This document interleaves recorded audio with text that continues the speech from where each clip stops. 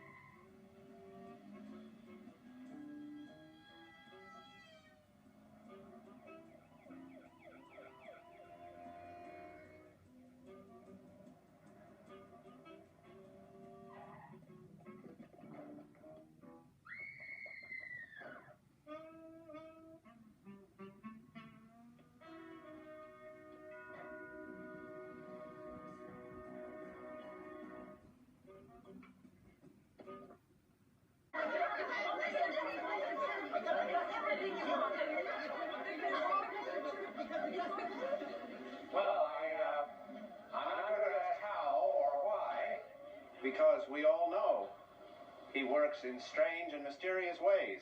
But by the grace of God, the General Council of the Presbytery, and 6 ladies who also work in strange and mysterious ways, North Avenue is going to retain its charter.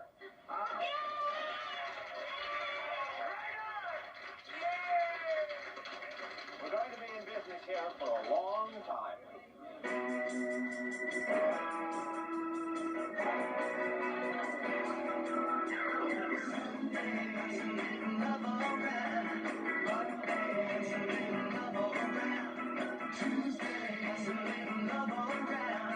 Never been a sweeter sound.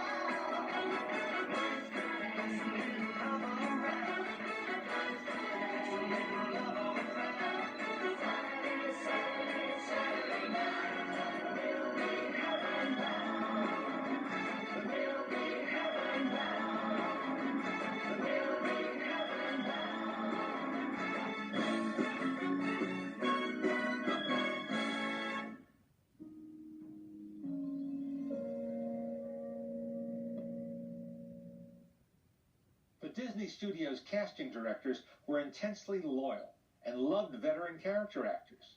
That's why you see the same faces over and over in the slapstick comedies the company turned out in the 1960s and 70s. For instance, Patsy Kelly had been a star on Broadway and prospered in Hollywood in the 1930s, but her career was on the wane when she landed a supporting role in Freaky Friday.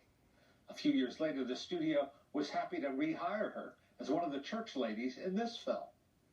You might have recognized a number of other old favorites like Alan Hale Jr., Marjorie Bennett, Carl Ballantine, and Douglas Fowley.